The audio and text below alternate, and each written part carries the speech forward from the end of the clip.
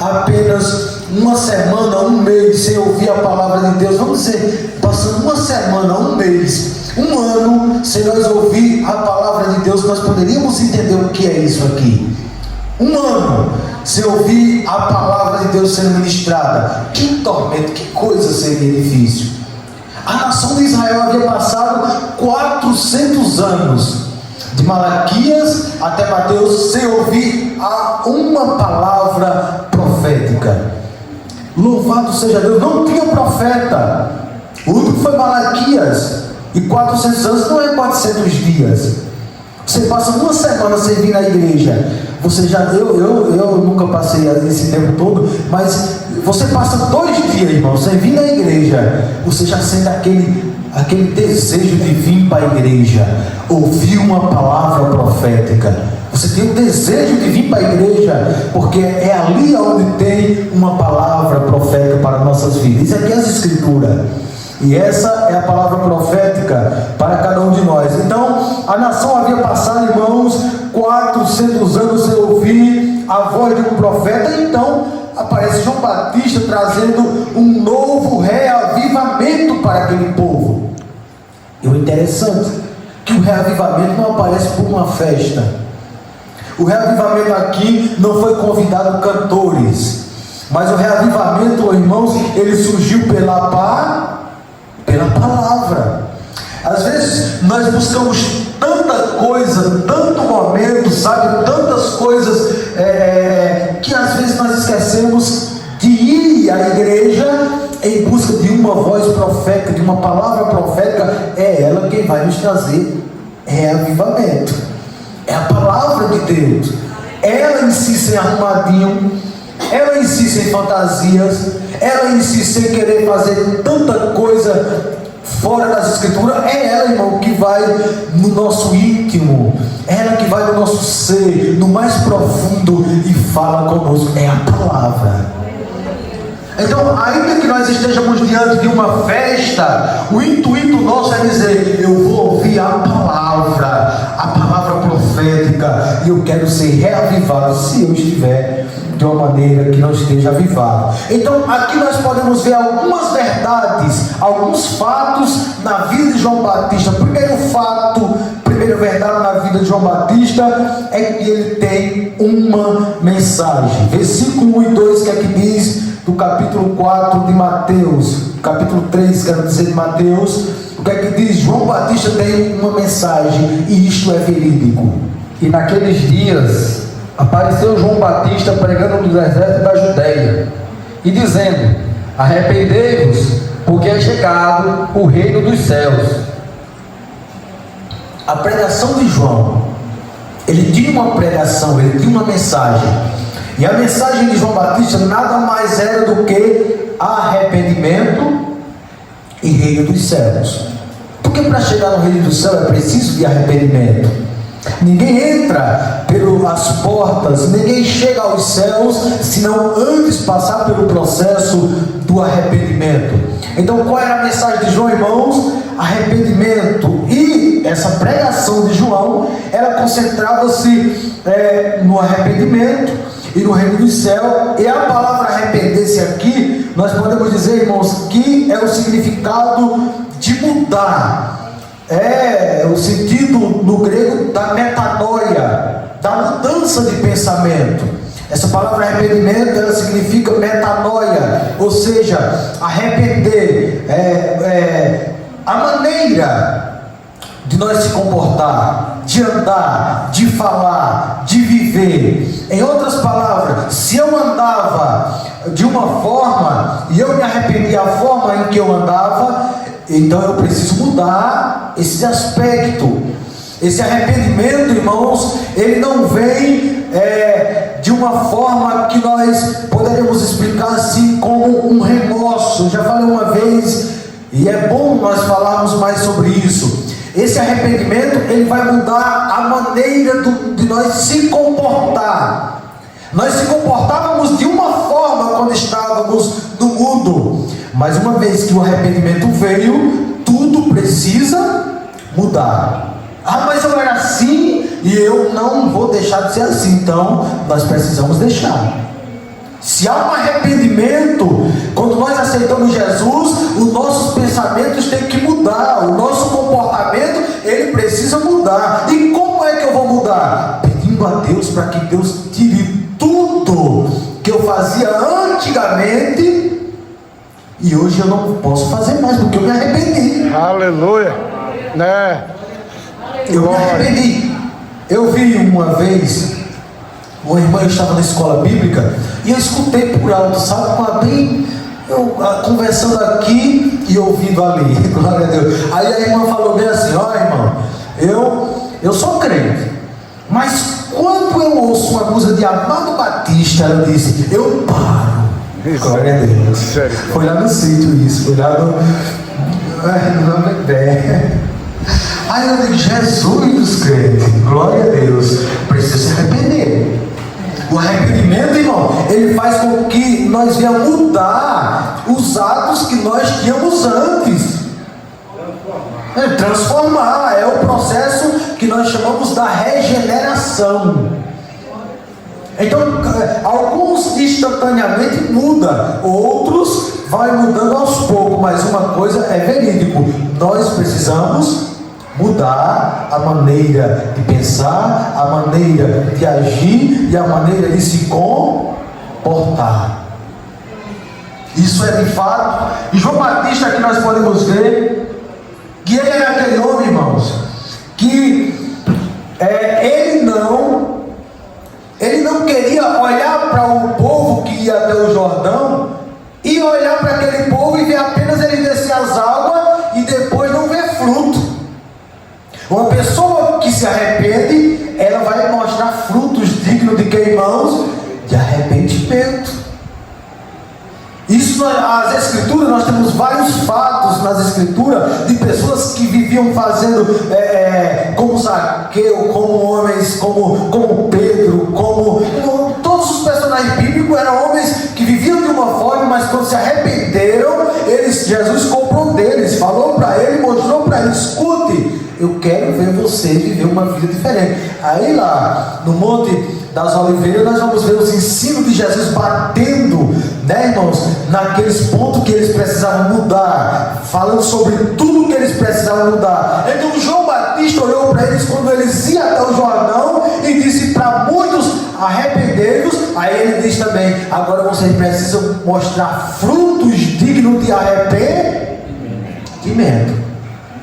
A pessoa que se arrepende, logo entendemos que ela vai mostrar o que, irmãos? Fruto.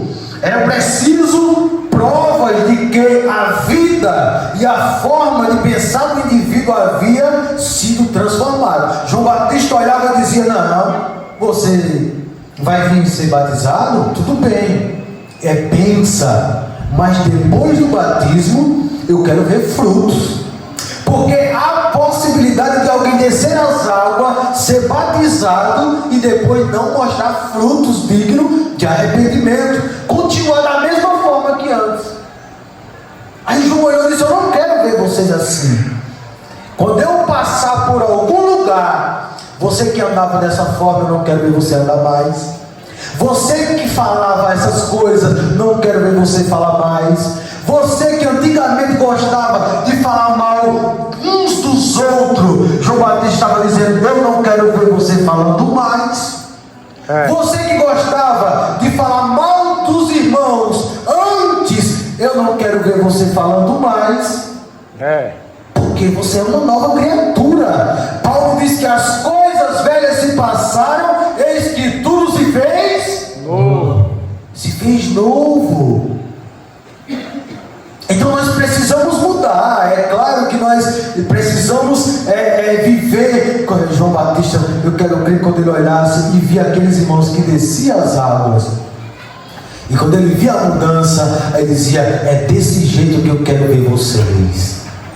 Sabe, queridos irmãos, eu aprendo aqui diante da palavra de Deus que o povo comum naqueles dias ouvia João de bom grado. Aquele povo comum. Mas aqueles irmãos que eram do clero, aqueles que eram do meio dos sacerdotes, que se reunia, que estavam todos juntos, ele endureciam o coração. E João olhava para eles e dizia: arrependei-vos, porque é chegado o reino dos céus. Aqueles que tinham uma posição elevada, enquanto os mais simples iam até João ser batizado, aqueles de coração duro, João Batista dizia: quem vos ensinou a trilhar por esse caminho? Então, eu aqui aprendo, queridos irmãos, isso é muito interessante, que aqueles sempre mais simples, os mais simples, eles têm mais uma facilidade de chegar ao reino dos céus. Mas aqueles de coração duro, eles se encontram com mais dificuldade, porque eles não querem deixar a prepotência, eles não querem deixar o orgulho, eles não querem deixar a avareza, e isso se torna um embaraço na vida. Mas aqueles mais simples têm uma dificuldade, têm uma facilidade. Quando João pregava, eles iam até o João: ô João, eu quero ser batizado, ô João, me arrependo, ô João, me batiza, glória a Jesus. Enquanto muitos iam até João, aqueles do clero, aqueles que eram da posição mais elevada, ficavam lá, sabe, irmão, com aquela dificuldade de receber o batismo de João Batista. Então, meus queridos irmãos, observamos aqui que era preciso provas de que o indivíduo tinha se arrependido. João não ia batizar ninguém, irmãos, não, ou alguém que não mostrou prova de arrependimento. Era preciso prova do indivíduo que ele de fato se arrependeu.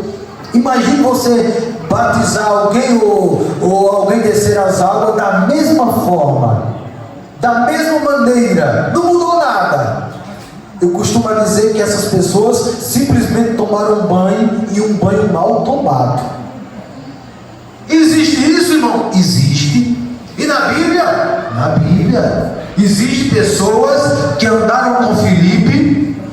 O que é que diz a palavra de Deus? Vamos ver isso em Atos capítulo 8, versículo 13. Atos dos Apóstolos, capítulo 8, versículo 13. Pessoas que andaram com homens de Deus, pessoas que foram batizados, ora, queridos irmãos, e continuou com as mesmas práticas. Eu tenho dito que batismo não é sinal de salvação.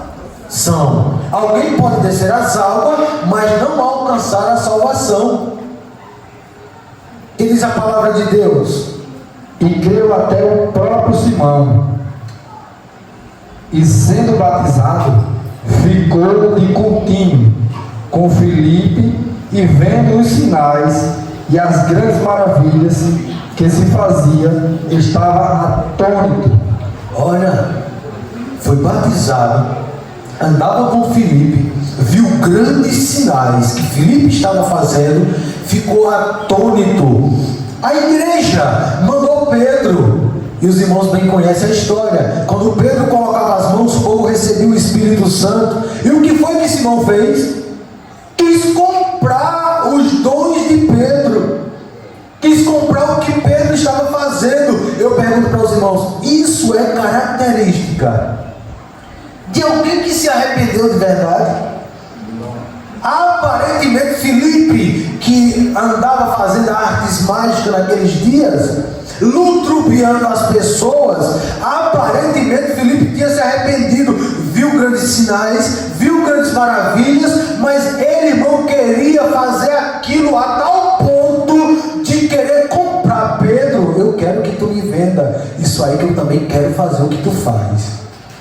E Pedro olhou para ele: ora, Simão, isso que a gente faz e o que nós temos feito, em outras palavras, ele estava dizendo, não é mérito nosso, é Deus quem tem nos usado, nós somos só apenas um canal, glória a Deus. Aí ele diz: eu aconselho-te, Simão, que tu se arrependas, e tire isto do teu coração, isto não é de Deus. Amém. Eu já quero aplicar para nós aqui. Nós vivemos uma época que cada um de nós, irmãos, precisamos entender isso. Temos um chamado da parte de Deus. Todos que têm e que se encontram na igreja têm uma vocação. Mas nem todos. Eu não tenho a vocação do nosso irmão Adeilson. Ele pode ter uma vocação que eu não tenho. Presbítero Luiz, ele tem uma vocação, ele tem um dom que ele tem algo que eu posso não ter.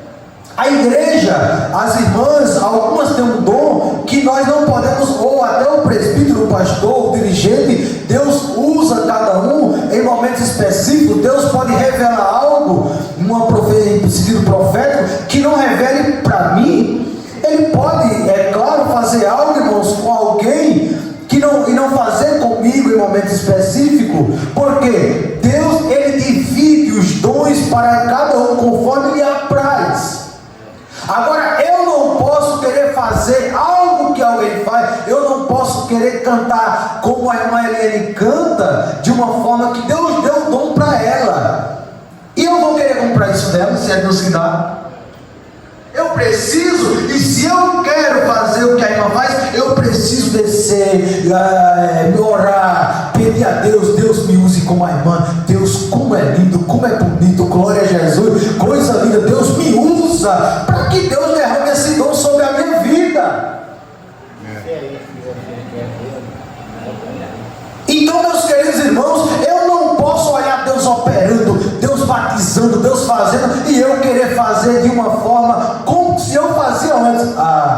Eu era bom na questão de, por exemplo, de vendas. Vamos para a venda, não é? Na venda. Aí agora, agora eu sou desenrolado. Eu vou chegar na igreja agora, e agora os irmãos eu vou... Cantores do mundo, eu vejo isso, eu vejo diante de meus olhos, que cantavam que atraía multidões lá fora, mas quando chega na igreja, as multidões já não são as mesmas. Por quê? Porque no mundo é diferente, queridos irmãos, da igreja. O mundo é totalmente diferente. O que nós fazíamos, o talento que às vezes nós fazíamos na igreja, no mundo, quando nós trazemos para hoje, Deus vai dizer, não, eu quero usar da outra forma. Aí, glória a Jesus, é diferente. Mas Simão não entendeu isso. Ele antigamente, ele fazia suas artes mágicas, ludibriava as pessoas, e aquilo que ele tinha no mundo, ele agora queria que ele também se destacasse como antes. Mas Pedro o repreendeu, disse, eu aconselho que você tire isso do seu coração e você se arrependa. Aí ele pede para que Pedro ore, e o texto acaba aqui. Ele pede para que Pedro ore, e talvez Pedro olhou e disse, isso aí, Jesus. Tem pessoas que é assim, irmãos. Eu já vi muitas pessoas no nosso meio, alguém que tem um chamado, alguém que tem um dom, e aquela pessoa faz de tudo para ser aquela, às vezes sai derrubando um, sai puxando o tapete de outro, glória a Jesus, para acabar com o ministério, para acabar com a vida espiritual, glória a Jesus. Mas esta noite Deus tem uma palavra para a sua vida. Aquilo que Deus te deu, ninguém pode tirar, porque Deus te deu, louvado seja Deus. Trabalhe com a ferramenta que Deus lhe deu. Homem, queridos, que tinha essa autoridade a ponto de Acasias mandar consultar a Baal-zebub, que era o deus de Ecrom. Ora, Deus aqui despertou o profeta Elias e disse, vá lá, fale para os mensageiros de Acasias, pergunte a ele se não há Deus em Israel para que o cure. Então diz que o profeta Elias se levantou, despertou, foi até os mensageiros de Acasias e diz, olha, volte lá, diga para o profeta, diga para o rei Acasias, que assim diz o Senhor, da cama que ele está, não descerá, certamente morrerá. Ele vai morrer. Não há Deus em Israel para que ele consulte, para que mande consultar a Baal-zebub, deus de Ecrom. Então, meus irmãos, o profeta falou a mensagem chegou até o rei, e quando é interessante, glória a Jesus, que aqueles homens voltaram rápido, chegaram rápido, e o rei olhou e disse, em outras palavras, vocês já voltaram? O que aconteceu? O que surgiu? Ele disse, o que, irmãos? Um homem, ora Acasias, um homem saiu ao nosso encontro. Aí ele diz assim, no versículo 7, Versículo 7 diz assim: ele disse: qual era o traje do homem que vos veio ao encontro e vos falou estas palavras?